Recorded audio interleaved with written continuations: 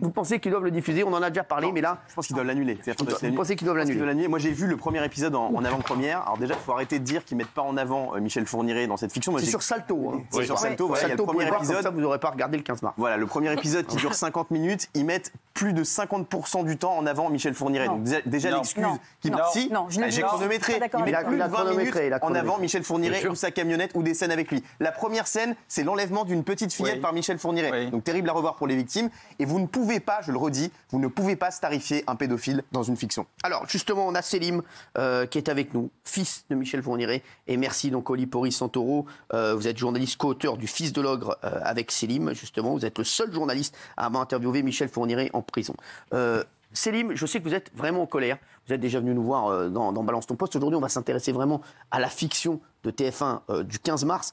Vous êtes contre cette fiction et que vous êtes contre la diffusion de cette fiction de la traque, Selim. Pourquoi? Comme il vient de le dire, c'est pas un film qui respecte les victimes. On peut pas faire un film sur quelqu'un comme ça. Il n'y a pas de respect pour les gens qui respectent les lois. On peut pas glorifier quelqu'un comme ça. C'est incroyable que le fils de Michel Fourniret dise ça. Ça, et c'est incroyable. Est-ce que vous l'avez vu, Selim? J'ai pas vu, je veux pas le voir. Vous n'avez pas envie de le voir. Même pour vous, voilà, vous n'avez pas envie de voir ça. Non, il n'y a aucun intérêt. Moi, je connais l'affaire. Le film, je l'ai pas vu. Et de toute façon, ils peuvent pas dire tout, puisque tout n'a pas été dit. Il y a plein de choses qui ont été passées sous silence, qui n'ont pas été médiatisées. L'affaire est encore en cours. L'instruction n'est pas finie. Donc, ils peuvent pas tout dire. En plus, le titre, la traque. Oui. Quelle traque? Il était libre. Si la jeune fille en 2003 ne s'était pas évadée, si l'automobiliste qui l'a recueilli n'avait pas pris la plaque, il serait toujours en liberté, il serait toujours dehors. C'est pas un fugitif. Donc, pour vous, déjà, c'est trop tôt, ce téléfilm, ou il n'aurait jamais fallu le faire? Faire un reportage, d'accord. D'accord. Mais pas pour parler de lui, pour parler des... Est-ce que vous pensez que votre père, pour lui, ça va être son jour de gloire, le 15 mars, de voir qu'il y a une fiction sur TF1 le concernant? Je pense pas qu'il soit au courant qu'il sort, parce qu'il n'a pas la télé. Mais s'il est au courant que ça sort, oui, ça va lui faire plaisir. Maintenant, il a l'éternité, ça y est. Déjà, le fait que toutes ces victimes n'aient pas été identifiées, qu'on ne sache pas le nombre exact de victimes. Le nombre de victimes, on dit qu'il y en a 9 ou 11, mais c'est incalculable, on ne sait pas combien il y en a. Donc, dans 20 ans, peut-être qu'on trouvera un cadavre, on va dire, c'est peut-être Michel. Lui, il sera mort. Ils vous ont pas du tout consulté, les réalisateurs, les gens qui ont écrit la fiction? Pas du tout? Non, c'est sur Internet qu'on a trouvé l'information. C'est incroyable. Ils n'ont pas essayé de vous joindre?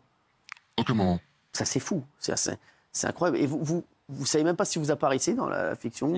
Il apparaît dans la fiction? Il apparaît quand il a 14 ans. Ouais. D'accord. Au début. Et ils l'ont même pas consulté. Donc c'est incroyable. Moi, ce que dit Selim ce soir, c'est fou que lui-même dise qu'il n'a pas envie de voir ça pour les victimes. Hein, et vous pensez que les familles des victimes... Oli Pori Santoro, vous êtes le seul journaliste à avoir interviewé Michel Fourniret en prison. On en parlait il y a un instant. Vous pensez que pour lui, le 15 mars, parce qu'il va le savoir, forcément, ça va être...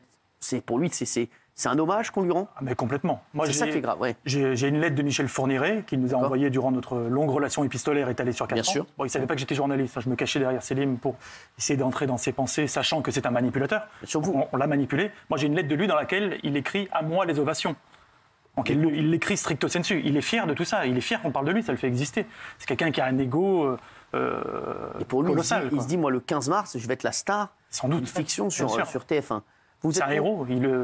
Vous êtes contre cette fiction, vous aussi Complètement, mais c'est d'autant plus grave que c'est vraiment trompeur comme fiction.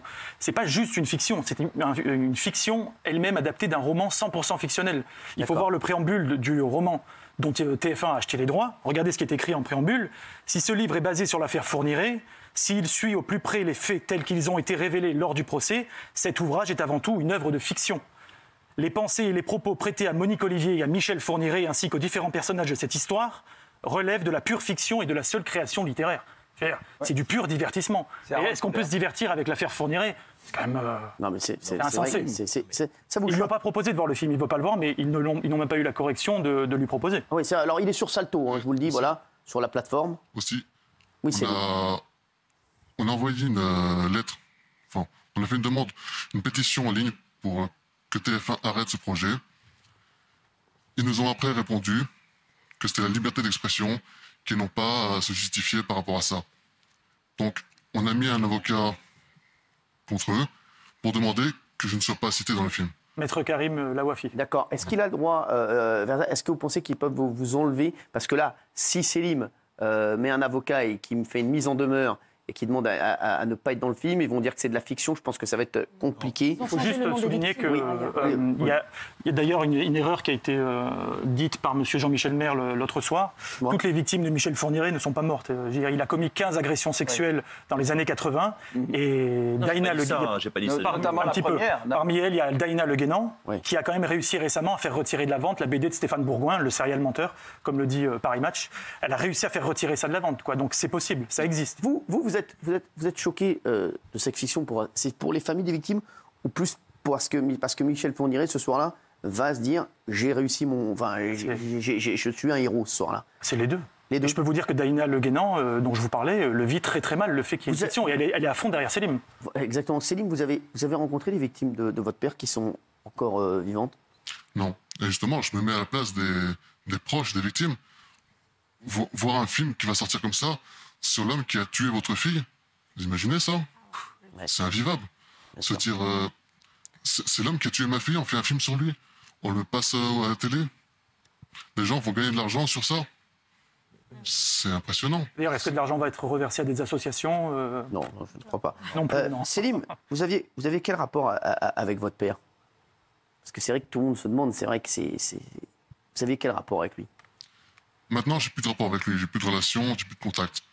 On a eu un contact, comme a dit Olivier, épistolaire. C'était pour le livre, pour une enquête, pour une reconstruction par la vengeance, on va dire. Après, dans l'enfance, c'était un père... pour moi, c'était un père normal. Vous saviez pas ce qu'il faisait? Non, j'étais pas au courant. Après, j'ai appris récemment qu'ils en parlaient à table, que je faisais des sorties avec eux. Mais j'ai pas de rappel de ça. J'ai dû occulter tout ça. Ouais, après, c'était quelqu'un de normal. Pour moi, c'était un père normal. Il était pas proche, il était pas paternel. Mais voilà, quand je rentrais, c'était papa, maman. Il travaillait beaucoup à la maison, beaucoup de travaux. La maison était en chantier. Mais sinon, le matin, il partait travailler, il revenait le soir. Il poussait une gueulante quand j'avais des mauvaises notes. Mais voilà. Vous apprenez le jour de son interpellation, qui est votre papa, en fait, c'est ça? Pas le jour de l'interpellation. Le jour où il est arrêté, je reviens, il y a des voitures de police devant la maison. Monique ne veut rien me dire, je sais pas. C'est plus tard que j'ai appris la vérité, qu'il a enlevé une fille qui s'est échappée. Et c'est seulement après l'arrestation de Monique, dans les médias, que j'ai appris tout ce qui s'était passé. Oli, Selim, ça lui fait mal, cette fiction qui va arriver là dans quelques jours. Est-ce qu'il appréhende, quand vous le sentez, parce que vous êtes très proche de lui, vous sentez qu'il appréhende ce moment, ce 15 mars? Oui, bien sûr. Bien sûr, il ressent beaucoup d'empathie pour les victimes. Il n'a pas ce détachement. D'ailleurs, quand on a fait l'émission Balance ton poste avec Karine Nolot, il a été très marqué par la fille d'Émile Louis. Et il sait que lui, c'est un survivant. Et il a quand même réussi à réussir malgré tout. Il incarne un symbole d'espoir. Mais il sait que ce n'est pas le cas de tout le monde, notamment de ses proches qui ont été impactés aussi par cette affaire. Donc aujourd'hui, c'est pour ça qu'il est si actif et qu'il entend faire valoir le respect pour les familles des victimes et les victimes en soi. Dans votre livre, Le Fils de l'Ogre, vous nous citez un moment. Ouais. Vous dites, la veille au soir, il est tombé sur Touche pas à mon poste. L'émission animée par Cyril Hanouna, au cours de laquelle un chroniqueur ne se serait pas privé de balancer hilar. Tu ne préférerais pas être avec Fourniret dans une cellule plutôt qu'avec Verdez. C'est encore Jean-Michel Maire. Oui, c'est ça. Oui. Et ça, c'est le genre de phrase Selim, qui vous blesse, même si... On peut pas rigoler avec ça. C'est pas un sujet à rire. C'est ça. On peut pas rigoler avec des... C'est normal, bien sûr, oui. C'est pas respectueux pour les victimes, pour les familles des victimes. Est-ce que Michel Fourniret et Monique Olivier se sont aussi servis de vous comme appât pour attirer une petite fille? Pas qu'une seule. Pas qu'une seule. Moi, j'ai aucun souvenir de tout ça. Comme je dis, j'ai probablement occulté tous ces souvenirs. Je sais pas ce que j'ai vu. C'est un projet d'ailleurs qu'on a de faire peut-être de l'hypnose pour essayer de replonger dans ces souvenirs, les faire ressortir, trouver des vérités. Mais par exemple, à un moment, il était sujet d'une jeune fille au père. Maintenant, on n'entend plus peu parler. Jeune fille au père, c'était là pour moi. Donc d'une certaine manière, j'étais un appât encore. Donc j'étais appât bébé, enfant. Après, je sais pas. Selim, vous faites quoi dans la vie aujourd'hui? Je travaille. D'accord. Vous arrivez à travailler, les gens savent qui vous êtes ou pas? Non. Non, vous voulez pas, voilà. Quand vous... Non, Selim Fourniret, il est mort. Il n'existe plus. Selim Fourniret est mort. Non, j'ai changé d'identité. Vous avez changé, ouais. Impossible pour vous de porter ce nom. Non. Il n'y a plus de rapport. Vous arrivez à être heureux dans la vie, enfin à essayer d'être heureux, en tout cas, essayer de vivre une vie normale? Oui, maintenant je suis heureux. Tout va bien. Juste, je reviens vous voir, je reste avec Oli pour essayer de trouver des vérités, essayer de rebondir sur l'actualité, sur les choses qui ne sont pas dites, sur les... Oli a trouvé beaucoup de choses récemment en enquêtant, en travaillant, et c'est des choses qu'on aimerait mettre en avant. Tu veux continuer là-dessus? Avec Carl Zero. Ça va arriver très prochainement. D'accord, très bien, vous viendrez nous voir. Juste, si vous aviez tous les deux, le téléfilm, il va être diffusé le 15 mars. Franchement, je ne vois pas comment il peut ne pas être diffusé. Si vous aviez quelque chose à dire ce soir aux dirigeants de TF1 qui nous regardent certainement, qu'est-ce que vous leur diriez pour essayer de les convaincre de ne pas diffuser ce téléfilm le 15 mars et aux réalisateurs Yves Régnier qui regardent certainement l'émission? Quel toupet. Je vois rien d'autre à dire, quoi. Pourquoi vraiment il aurait dû se limiter au commissaire Moulin, qui est une fiction, 100% fiction. D'accord. Il aurait dû rester dans ce créneau, quoi. Je vois pas ce qu'il vient faire dans l'affaire Fourniret, quoi. C'est pas Olivier Marchal, il n'a pas la carrière d'un flic, quoi. Donc qu'est-ce qu'il vient faire là-dedans, de quoi il se mêle? Pourquoi ça aurait été Olivier Marchal, vous l'auriez accepté? Oui, il est peut-être mieux placé pour parler de ce genre d'affaires. D'ailleurs, il s'exprime très souvent sur les affaires de pédophilie. Yves Régnier, bon. Franchement, il fait un bon travail. Oui, mais c'est de la fiction. Mais pourquoi ne pas changer le nom de Michel Fourniret, par exemple? Pourquoi ne pas avoir fait ça? Ils l'ont fait récemment, M6 pour Xavier Dupont de Ligonnès. Ils ont eu la correction de changer les noms. C'est pas le cas ici. Puis c'est une affaire qui est encore en cours d'instruction. Et il y a un nombre incalculable de victimes. Il faut arrêter de se limiter à ce palmarès qui est édité par la justice et la presse. On sait très bien qu'il est faux. Il y a d'autres victimes encore. Donc notamment cette jeune fille au père dont Selim se rappelle de la présence et dont on ne sait absolument rien, même pas le prénom. Aucune famille n'a revendiqué sa disparition, mais elle existe. Il se rappelle de sa présence. Vous avez regardé? Non. Pas du tout? Non, ça ne m'intéresse pas. Selim, qu'est-ce que vous diriez, vous, aux gens de TF1, aux réalisateurs ce soir, pour qu'ils ne diffusent pas cette fiction? Qu'ils se mettent dans la peau des familles. Qu'ils s'imaginent, c'est ma fille que cet homme a tué. Peut-être qu'ils vont comprendre ce que ça peut faire. C'est du respect. Quand vous avez vu ça, vous étiez vraiment énervé? Oui, j'aime pas les films comme ça sur les criminels.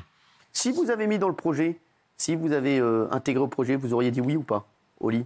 Ils ont essayé, ils ont demandé à ce qu'on prenne contact par avocat interposé, mais parce qu'on voyait venir la chose. Et qu'est-ce qu'ils lui auraient proposé? De devenir consultant technique pour leur fiction et l'acheter avec leur argent? Ben non. On a préféré pas répondre. On a un avocat, maître Karim Lawafi, qui s'occupe du dossier de Selim, mais il était hors de question qu'il accepte d'être consultant technique juste pour de l'argent, quoi. Et vous l'auriez pas fait ça... Non. Comme il a dit, le livre, c'est une fiction. C'est pas ce qui est réel. Et comme je dis, tout n'a pas été dit dans les médias. Ils peuvent pas être au courant de tout. Donc le film, ça va être un extrait d'une fiction. Alors Oli, vous avez contribué à ce que Michel Fourniret soit reconnu coupable du meurtre de nouvelles victimes. Je sais qu'il y a un documentaire que vous êtes en train de faire tous les deux. J'espère que vous viendrez nous montrer des extraits très très vite. Avec plaisir. Ouais.